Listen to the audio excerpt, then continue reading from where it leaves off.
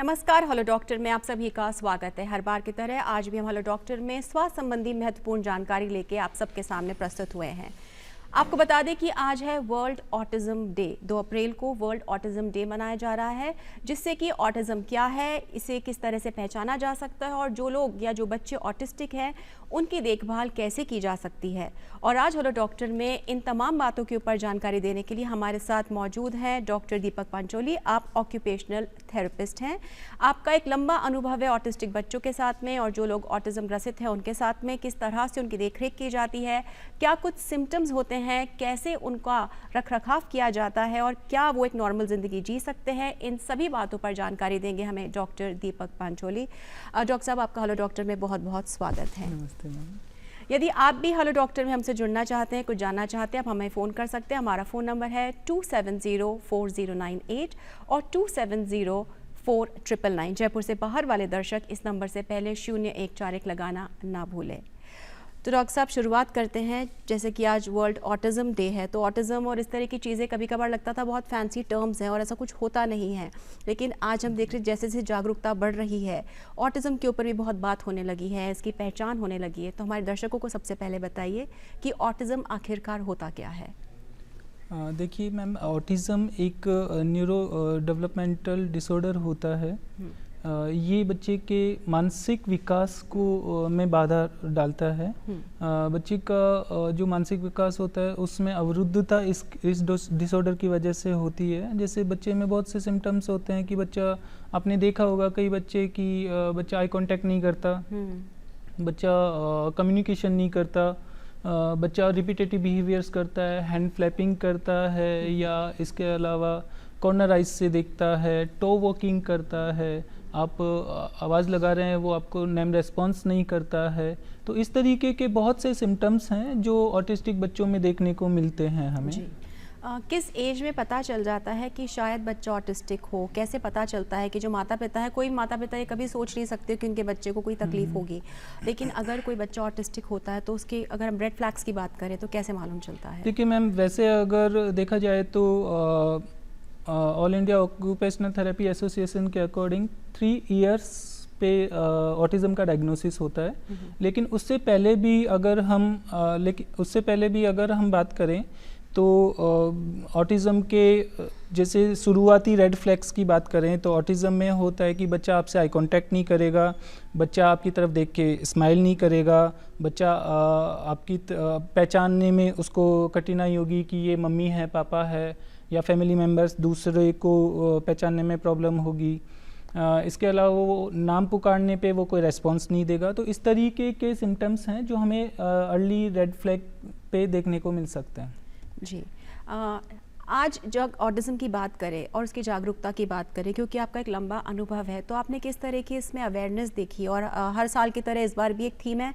आपको बता दें कि आज 2 अप्रैल वर्ल्ड ऑटिज्म डे जो मनाया जा रहा है, इसकी एक थीम है और इसकी थीम है advancing neurodiversity and sustainable development goals. तो इस थीम की बात कर लेते हैं, जागरूकता की बात कर लेते हैं। कितनी जागरूकता आपने देखी इस चीज़ को लेकर के? देखिए मैम, अगर हम जागरूकता की बात करें तो जैसे कि ये वर्ल्ड ऑटिज्म अवेयरनेस डे है आज, तो आज के दिन कुछ ऐसे प्रोग्राम्स होते हैं जिससे सोसाइटी में इन बच्चों के लिए, इनके पेरेंट्स के लिए, इनके फैमिली मेम्बर्स के लिए और इवन सोसाइटी के लिए भी अवेयरनेस बढ़ाने के लिए ये प्रोग्राम्स होते हैं। तो अगर हम अवेयरनेस की बात करें तो पहले में और आज में बहुत ही अच्छी अवेयरनेस हमें देखने को मिलती है। पहले हमारे पास पेशेंट आते थे, वो काफ़ी एज में आते थे, 5 ईयर्स, 6 ईयर्स, 7 ईयर्स में आते थे। आज अवेयरनेस की वजह से वो एज कम हुई है और हमारे पास 2 साल, इवन 2.5 साल, 3 साल में बच्चे हमारे पास आ रहे हैं डायग्नोसिस के लिए। यानी कि ये तभी पता चल पाता है जब बच्चा चलने फिरने लगता है और जब रिस्पांस देने लगता है। अक्सर हम ऐसा देखते हैं छोटे बच्चे 6 महीने 7 महीने में भी रिस्पांस देते हैं, अपने माता पिता को पहचानते हैं, उनका एक टिपिकल बिहेवियर होता है। लेकिन जो ऑटिस्टिक बच्चे हैं, इनका जो विकास होता है या इनकी जो पहचान होती है वो थोड़ी स्लो भी होती है और 2 से 3 साल बाद पता चलती है। एक्चुअली ये डिपेंड करता है कि पेरेंट्स पे, जितना हमारे पास जितना अर्ली स्टेज में, अर्ली इंटरवेंशन में बच्चा आता है, उसका जितना अर्ली इंटरवेंशन में उसका डायग्नोसिस होता है, उसका उतना ही अच्छा हमें रेस्पॉन्स देखने को मिलता है, उतना अच्छा रिजल्ट हमें देखने को मिलता है। तो अगर हम बात करें कि जैसे पेरेंट्स हमारे पास में आते हैं कि सब बच्चा हमारी तरफ देखता नहीं है, हमारी तरफ हम इसको पुकारते हैं, ये हमें रेस्पॉन्स नहीं देता है, हम इसकी तरफ स्माइल करते हैं, ये हमें रेस्पॉन्स नहीं देता है, हम इसके पापा ऑफिस से आते हैं या हम कहीं घर से बाहर आते हैं तो ये हमें देख के खुश नहीं होता है। तो ये जब सिम्टम्स हमें अर्ली स्टेज में देखने को मिले तो हमें एक बार डायग्नोसिस करवा लेना चाहिए उसका ऑटिज्म। बिल्कुल, prevention is always better than cure. तो यदि आपके आसपास में भी कोई ऐसा बच्चा है, अक्सर हम देखते हैं जब कोई भी व्यक्ति घर में आता है तो बच्चे अलग तरीके से रिएक्ट करते हैं, वो खुश होते हैं या वो रोते हैं या अपने माता पिता की गोद में जाते हैं। लेकिन अगर आपको लगता है कि कुछ अलग है तो वहाँ पर आपको थोड़ा सा जागरूक होने की ज़रूरत है, अपने एक्सपर्ट, मेडिकल एक्सपर्ट के पास जाने की ज़रूरत है और जानने की ज़रूरत है कि कहीं आपके आसपास का कोई बच्चा ऑटिस्टिक तो नहीं है या उसे किसी प्रकार की प्रॉब्लम तो नहीं है। डॉक्टर साहब, एक और टर्म होता है mental retardation, is it different from autism? Yes ma'am, mental retardation में उसमें सिम्टम्स अलग होते हैं और उसका डायग्नोसिस का क्राइटेरिया थोड़ा ऑटिज्म से अलग होता है। जी, आपने बिहेवियर की बात की थी, बच्चा कम्युनिकेट नहीं कर पाता और उसका बिहेवियर थोड़ा अलग होता है। किस तरह का बिहेवियर पैटर्न होता है ऑटिस्टिक बच्चों का या ऑटिज्म के साथ ग्रस्त लोगों का और किस तरह से समझा जा सकता है? देखिए, बिहेवियर की बात करें तो बिहेवियर में ऑटिज्म बच्चे ये फ्लैपिंग करते हैं, हैंड फ्लैपिंग करते हैं, एक इधर उधर दौड़ते रहते हैं, जंपिंग करते रहते हैं, सोफे पे बेड पे जंप करते रहते हैं, गोल गोल चीज़ों को देखना पसंद करते हैं, जैसे फ़ैन हो गया, एग्जॉस्ट हो गया, या कोई भी आप उसको अगर कोई टॉय देते हैं तो वो टॉय के व्हील को घुमा के उसको देखता है। आप कोई भी बॉल देते हैं तो वो बॉल को घुमा घुमा के देखता है, उसकी तरफ देखता है, चीज़ों को ऊपर उछालता है, फिर उसको गिरते हुए देखता है। इसके अलावा बहुत से ऐसे बिहेवियर्स होते हैं। ये बच्चे कभी रोना शुरू करते हैं तो रोने ही लग जाते हैं, कभी हंसना शुरू करते हैं तो बिना किसी रीज़न के तो हंसते ही रहते हैं। इसके अलावा इनमें गुस्सा भी होता है, कभी कभार देखते हैं कई गुस्सा भी कई। हाँ, मैं वही चीज़ बता रहा हूँ कि मेल्ट डाउन एक टर्म्स होती है मेल्ट डाउन की। बच्चे में कभी कभी बिना मतलब के मेल्ट डाउन भी डेवलप देखने को मिलता है अपने को, कि अगर बच्चे का दूसरा सबसे बड़ा रीज़न होता है मेल्ट डाउन का कि ये बच्चे नॉन वर्बल होते हैं, तो ये अपनी चीज़ों को एक्सप्रेस नहीं कर पाते। नॉन वर्बल मतलब इनमें आवाज़ नहीं होती है या बोलना सीख नहीं पाते? ये बोलना सीख नहीं पाते हैं जी। तो ये अपनी चीज़ को एक्सप्रेस नहीं कर पाते हैं। फॉर एग्जांपल, अगर उनको कोई चीज़ यहाँ टॉयज चाहिए या कोई चीज़ चाहिए तो वो बोल के नहीं बता पाते, वो अपने तरीके से समझाने की कोशिश करते हैं।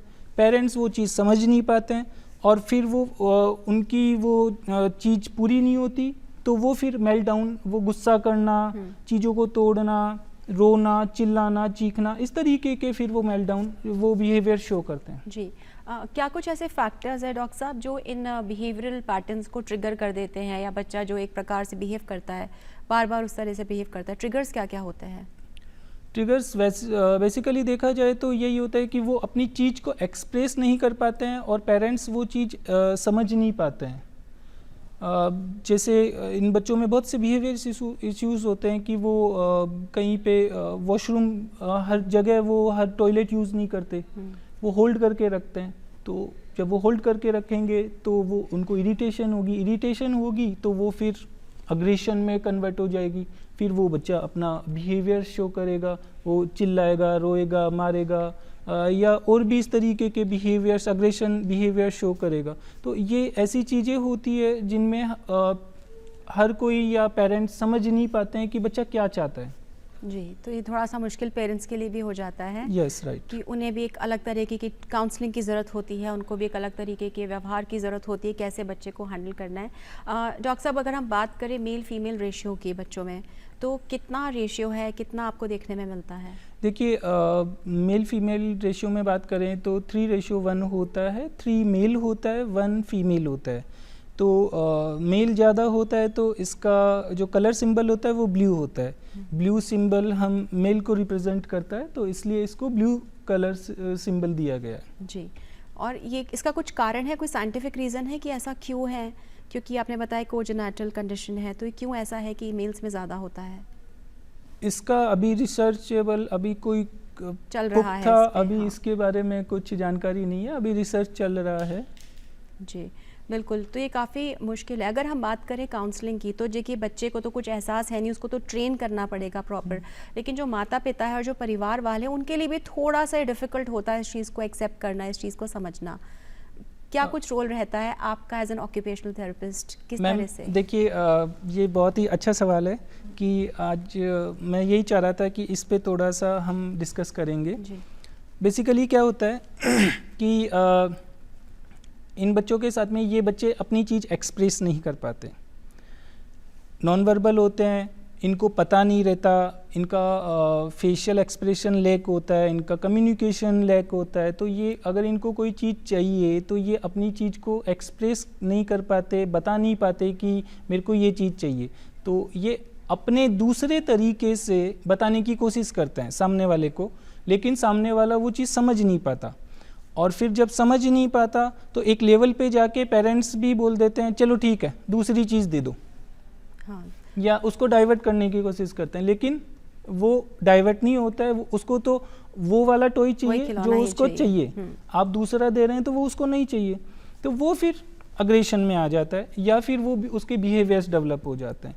तो अवेयरनेस मतलब आज का यही चीज़ है। मेरा कहने का मतलब यही है कि हमें इनको समझना है। अगर हम इसको ऑटिज़म को डायग्नोसिस ना करके इसको कंडीशन में लें तो हम कई हद तक इन बच्चों के साथ में बहुत अच्छी तरीके से डील कर सकते हैं और ये भी अपने साथ में बहुत अच्छी तरीके से डील कर सकते हैं, लेकिन डायग्नोसिस ना करके और उस चीज़ को हम कंडीशन पे लें।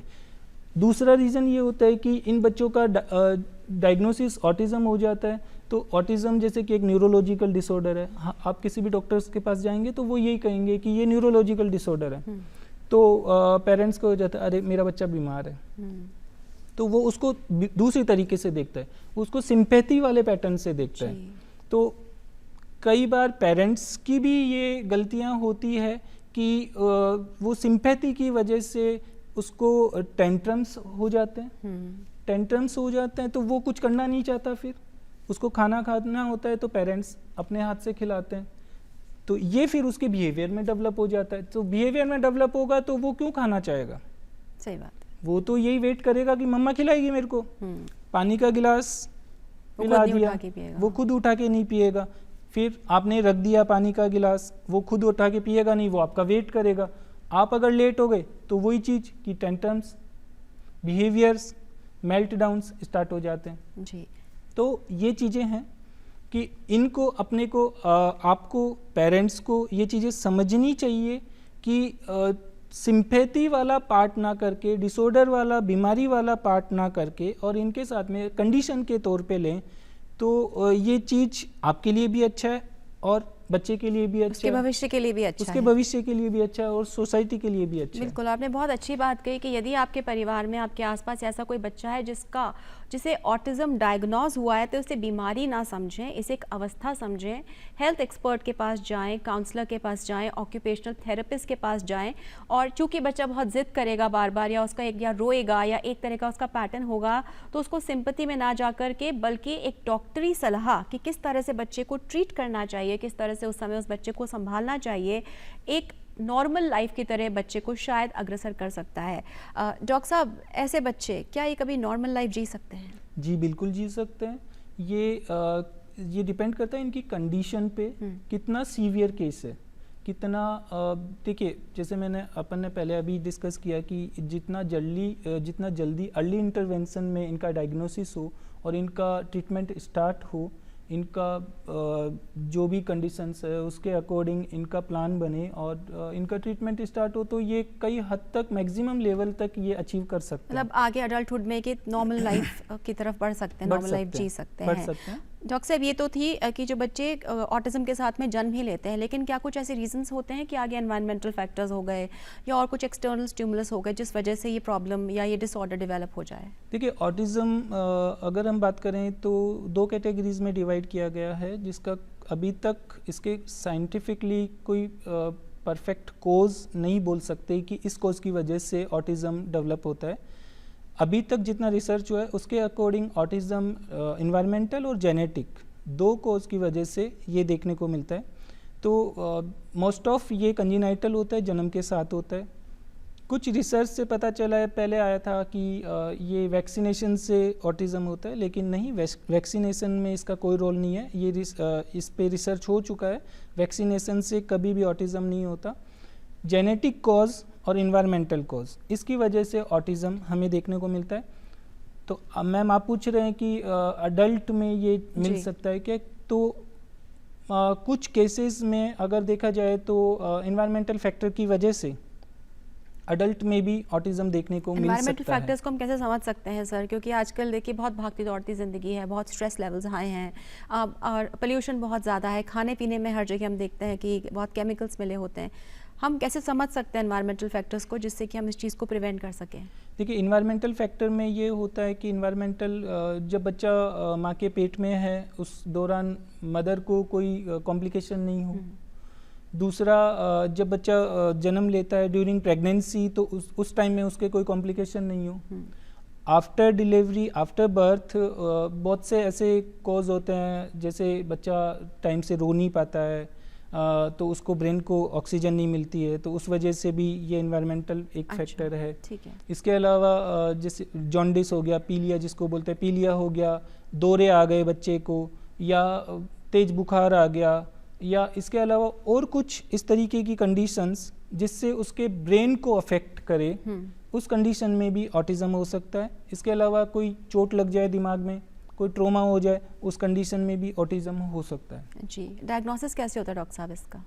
डायग्नोसिस हमें देखिए, जैसे ही आपको रेड फ्लैग्स देखने को मिले, आपको सिम्टम्स देखने को मिले, आपका बच्चा सही आई कांटेक्ट नहीं कर रहा है, आपकी तरफ देख के स्माइल नहीं कर रहा है, आपकी तरफ देख के नेम रेस्पॉन्स नहीं कर रहा है, आपको पहचानने में उसको तकलीफ़ हो रही है, तो अगर ऐसे सिम्टम्स आपको देखने को मिले तो आपको अपने जो न्यूरोलॉजिस्ट हैं या जो भी पीडियाट्रिशियंस हैं उनसे कंसल्ट करना चाहिए। आपको साइकेट्रिस्ट, चाइल्ड साइकेट्रिस्ट से कंसल्ट करना चाहिए, आपको ऑक्यूपेशनल थेरेपिस्ट से कंसल्ट करना चाहिए। वो इसका एक प्रॉपर असेसमेंट करेंगे, देन उसके बाद में वो उसका एक डायग्नोसिस आपको प्रोवाइड करेंगे। बिल्कुल। डॉक्टर दीपक, आपसे फिर से निवेदन है कि अगर किसी परिवार में इस तरह का बच्चा, किसी को समझ में आता है, रेड फ्लैग दिखते हैं, तो उसे किस डॉक्टर के पास जाना चाहिए, किस एक्सपर्ट के पास जाना चाहिए, एक बार पुनः हमारे दर्शकों को बताइए। देखिए, जैसे कि अभी हमने बात करी रेड फ्लैग्स की, तो अगर आपको ऐसा कोई बच्चा आपको देखने को मिल रहा है अपने परिवार में, अपने आसपास में, अपने रिश्तेदारी में, तो ऐसे इस कंडीशन में आपको paediatric neurologist, paediatricians, paediatric psychiatrist, occupational therapist, psychologist, आपको इनसे कंसल्ट करना चाहिए। जी, आजकल हम देखते हैं डॉक्टर साहब कि परिवार सिमटते से रह गए हैं, और सब पेरेंट्स वर्किंग है, मदर्स वर्किंग है, फादर्स वर्किंग है, और बच्चे जो हैं उनका अधिकतर टाइम जो है या तो मेड्स या हाउस हेल्प होती है या स्क्रीन टाइम होता है, इन चीज़ों में ज़्यादा बीतता है। ये जो फैक्टर्स हैं आजकल, ये क्या किसी तरह के ब्रेन डेवलपमेंट या इस तरह के फैक्टर्स में कंट्रीब्यूट कर सकते हैं? बिल्कुल मैम, ये आजकल एक आपने देखा होगा या आपने सुना होगा, वर्चुअल ऑटिज़म करके एक नया ऑटिज़म का एक टाइप वर्चुअल ऑटिज़म। जी, वर्चुअल ऑटिज़म डेवलप होता है screen time, most of screen time के साथ में। अगर बच्चा बहुत ही ज़्यादा स्क्रीन टाइम मोबाइल टीवी के साथ में रह रहा है, तो कुछ टाइम में बाद में हो सकता है कि उसको ऑटिज़म के सिम्टम्स हमें देखने को मिले, और वो हो सकता है कि वर्चुअल ऑटिज़म हो। क्लासिकल ऑटिज़म भी हो सकता है और वर्चुअल ऑटिज़म भी हो सकता है। तो इस कंडीशन में हमारे पास बहुत से ऐसे केस आते हैं जिसमें पेरेंट्स दोनों जॉब में होते हैं और सर्वेंट के साथ में बच्चा रहता है, तो सर्वेंट या पेरेंट्स भी अपना आजकल मोबाइल दे देते हैं, टीवी दे देते हैं, फिर अपना काम करते हैं। ज़िंदगी एक फैमिली, छोटी सी फैमिली हो गई, सिमट के रह गई, दो के साथ में एक बच्चा, पेरेंट्स के साथ में एक बच्चा। वो जो इन्वायरमेंट जो पहले होता था, सोशलाइजेशन जो मिलता था, वो आजकल एक सिमट के रह गया, एक बंद सा हो गया, ख़त्म सा हो गया जी। तो उसकी वजह से भी अब बंद सा हो गया, ख़त्म सा हो गया। तो एक कमरे में, एक छोटे से फ्लैट में पेरेंट्स रहते हैं, बच्चा रहता है, बाहर क्या हो रहा है, क्या नहीं हो रहा है, खुली हवा में जाना, बाहर खेलना, दोस्तों से मिलना, हम क्योंकि सीखते हैं, सोशल वैल्यू सीखते हैं, लड़ाई झगड़ा, शेयरिंग, बहुत सारी छोटी छोटी चीज़ें होती हैं। ऑटिज्म में सोशलाइजेशन पुअर इसी वजह से डेवलप हो रहा है आजकल। ये तो बाकी एक वार्निंग सिग्नल है हम सबके लिए ही। जी बिल्कुल, पहले होता था लैंडलाइन फ़ोन होता था, सबको आपके पास में 100 150 जितने भी रिश्तेदार होते थे उनके सबके contact number, mobile number, phone number याद रहते थे। आज अगर आपके पास में दूसरा नंबर है वो भी आपको याद नहीं रहता। यानी कि किसी भी एज ग्रुप पे ये जो आपने बात की क्लासिक ऑटिज्म की, ये तो शायद कोजेनाइटल है, लेकिन जो वर्चुअल ऑटिज्म है ये किसी को भी हो सकता है, ऐसा मान सकते हैं? किसी को भी हो सकता है मैम। तो कहीं ना कहीं हम सबके लिए एक चेतावनी भी है कि यदि हम अपना जो बेसिक ह्यूमन नेचर है, जहाँ पे हम परिवारों से मिलते हैं, बाहर जाते हैं, बातचीत करते हैं, खेलते कूदते हैं, अगर हम एक मोबाइल तक या उन गैजेट तक सिमट कर रह जाते हैं तो ना सिर्फ हमारे बच्चे पर हमारे लिए भी बहुत ही हानिकारक बात है, क्योंकि कहीं ना कहीं जो हमारा मस्तिष्क का विकास है, हमारे शरीर का विकास है, हमारे व्यक्तित्व का विकास है, वो समाज के साथ में है, वो लोगों से बातचीत करने में है। तो ये डॉक्टर साहब ने बहुत अच्छी बात की और बहुत महत्वपूर्ण सूचना दी है कि यदि हमारे आसपास भी ऐसा माहौल बन रहा है तो उस साइकिल को तोड़ें, घर से बाहर निकलें, अपने अड़ोस पड़ोस में बात करें, पार्क्स में जाएं, घूमें फिरें, बड़े बुजुर्गों से बात करें, तो कहीं ना कहीं एक डेवलपमेंट की जो आपने बात की वो ठीक रहेगी हम सबके लिए। सोशलाइजेशन बहुत महत्वपूर्ण है। तो सोशल मीडिया से हट करके और वर्चुअल सोशलाइजेशन से हट करके अब बिल्कुल अब फिर से एक बार वो दौर आ रहा है कि हमें फिर से मिलना जुलना शुरू कर देना चाहिए। डॉक्टर साहब, हम फिर से वापस आते एक बार ऑटिस्टिक बच्चों की तरफ। इनके जो ये ट्रीटमेंट्स हैं, थेरेपीज़ हैं, काउंसलिंग्स हैं, ये कब तक चलती हैं? क्या ये क्योरेबल होता है या ये लाइफ लॉन्ग प्रोसेस ही बन के रह जाता है? देखिए मैम, जैसे कि ये न्यूरोलॉजिकल डेवलपमेंटल डिसऑर्डर है, तो डिसऑर्डर 100% क्यूरेबल नहीं होता है। तो हम कोशिश करते हैं इसको एज मच एज पॉसिबल इसकी लाइफ में इंडिपेंडेंट करना, इसके कॉग्निशन को इम्प्रूव करना, इसके स्किल्स को डेवलप करना, इसको ADL में एक्टिविटी ऑफ डेली लिविंग में इसको इंडिपेंडेंट करना, ये हमारा एम होता है मोस्ट ऑफ। बाकी बहुत से डॉक्टर्स हैं, बहुत से सेलिब्रिटीज़ हैं जो आज आप और मैं और मोर देन पूरा वर्ल्ड 90% मोर देन वर्ल्ड की पॉपुलेशन जिनको अपना रोल मॉडल मानती है जी।